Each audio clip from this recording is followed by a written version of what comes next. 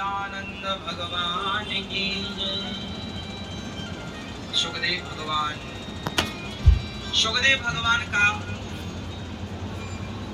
भगवान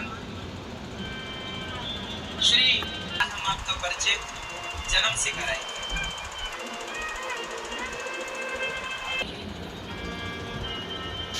एक बार शंकर जी माता पार्वती को कथा सुना रहे थे।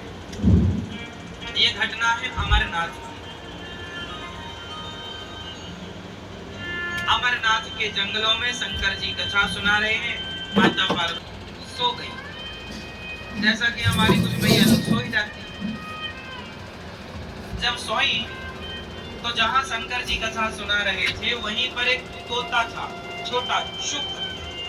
तोता को शुक बोलते हैं। तो तोते ने सारी कथा सुन ली। अब तो शंकर जी ने देखा पार्वती जी सो रही हैं और तोता पार्वती जी की आवाज में हुक्का दे रहा है और शंकर जी आंखें बंद करके सुना रहे। कथा पूरी हुई तो आवाज लगाई शंकर जी ने जयकारा, बोलिए कृष्ण कन्हैया लाल की। तो माता पार्वती की आंखें खुली। हाँ भोलेनाथ, फिर क्या हुआ? शंकर जी बोले कथा तो पूरी हो गई। आप कहाँ थी? हम सो गई थी। अच्छा, तो मुक्का कौन दे रहा था?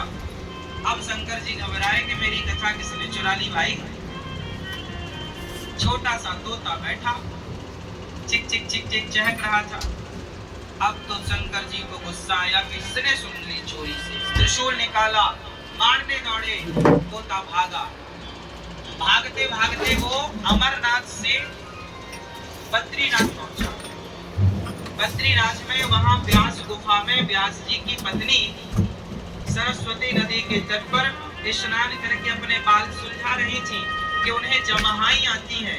और जमहाई आई तो मुख के दरवाजे से वह तोता मां के गर्भ में प्रवेश कर गया।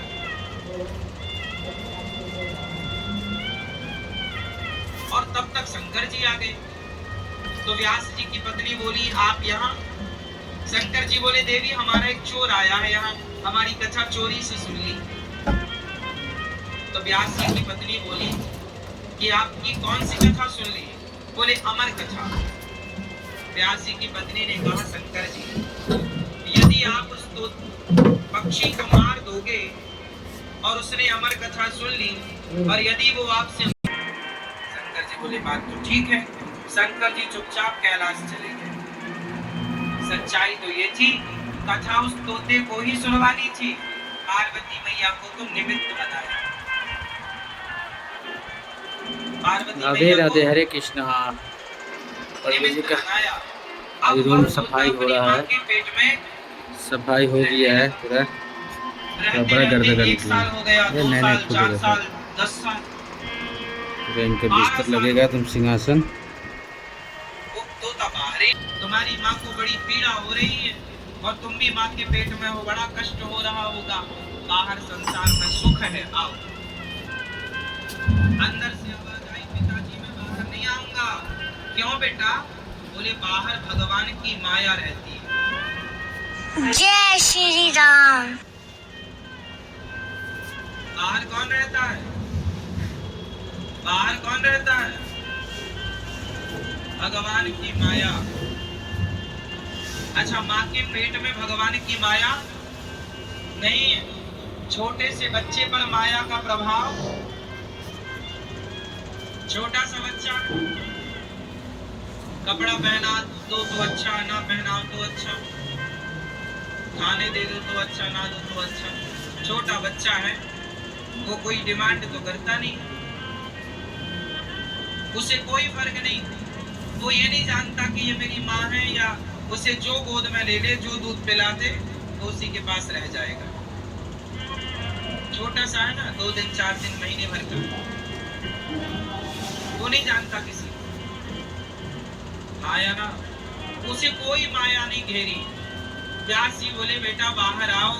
सुखदेव जी बोले माया मुझे पकड़ ले। भैया ये माया कौन है? उत्तर दो भैया।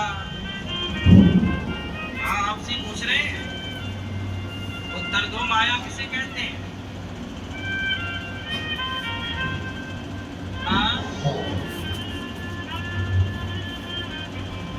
भगवान के नाम का विस्मरण करे वो माया। ये टोपी वाले भैया बताएंगे, हमारे नहीं बताएंगे। क्या गुस्सा है हमसे क्या? नहीं, आप बताइए। बैठे बैठे बैठे बैठे सारे लोग बैठे बैठे उत्तर देंगे। मैया, ओ पीली मैया, ओ पीली मैया, जा रही हो मेरी माँ? जाते जाते बता दो माया किसे कहते हैं?